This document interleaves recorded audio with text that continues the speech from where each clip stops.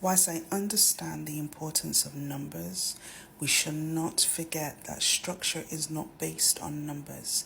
It is based on being clear with your intentions and your desires of what you want. And for the past year, I've heard people say, focus on your numbers because that's where you're going to get all your information from. Your numbers are great when they are going up, not that you can decipher why they are going up. You're just happy that they're going up. But the problem sets in when the numbers are not going up and you don't know what to do about it because you have no procedure, no process, no practices in place that you can tweak and you can introduce and you can say, okay, when I do this, that is happening, so this is the effect. I've seen so many people talking about poor customer service or the lack of, but they think that because they say that it's high end, that it is.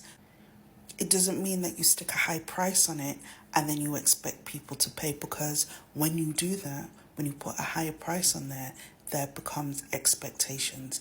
As time goes by and I'm getting older, then it's becoming more apparent that people say to me, oh, you have expensive taste. It's not the case.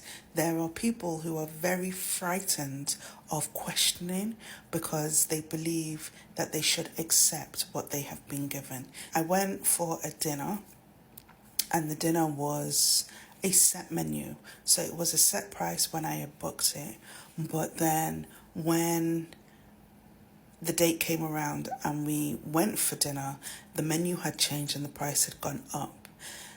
And speaking to people afterwards who had been stung, they actually felt like they had been stung. The menu had changed. There was no notification of that, but no one said anything. It's like you are spending your money, you're being asked to spend more, but because you think it's not a setting that you are accustomed to, it's a different kind of setting, it's out of your comfort zone, you don't think that you should be able to question or ask or reason.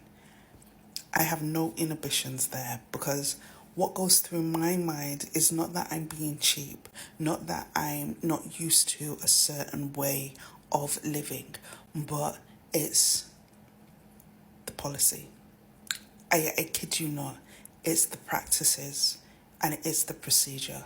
If I have booked with you to dine on a set menu at a set fee and you decide to change the menu and increase the price and I have to confirm before I attend, let me know in the clearest terms that the menu has changed.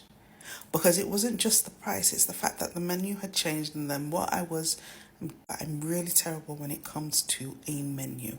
I don't know what to choose. So I had booked this like 3 months in advance, eventually picked what I wanted, and then when I get to this bloody restaurant, the choice that I made wasn't there. So then we have to start the whole process again, and then there's this time barrier restriction where someone's just standing there waiting for my order. It's like, I can't think like this.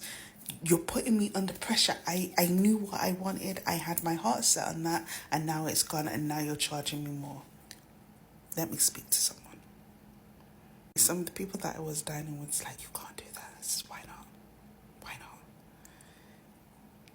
I hold people who say that they are providing an experience. I just hold you accountable to what you are offering. If you're saying that you are going to provide fine dining, then I expect fine dining, not just on the day leading up to it. If there are changes to your menu, if there are changes to your price, if you're not going to have something, I expect to hear it. If there's going to be delay, then let me know. To bring it back to this metric, when you're looking at the numbers, your numbers would be great if you're offering something new. We all know as business owners that the value is in your return customers. So when you're looking at the numbers, are you actually collecting data that tells you that people are returning, or is it just new people that you're attracting? And the new people that you're attracting, are they paying full price, or is it when you have an offer? Or have you now started some kind of precedence where they only buy when you have an offer? But what works for you? Because I know with some of those stores, some of those brands, that they have reduced their sale items and reductions to like 2 or possibly 3 times a year, whereas before it was 5 or 6. So now it's really scarce. Bringing it back, bringing it back. Watching the numbers are great. I wouldn't tell anyone not to be aware of their numbers. What you need to understand is the relationship between the numbers and the words, the relationship between the numbers and the intention, the relationship between the numbers and how you fix an issue when it arises before it becomes a problem.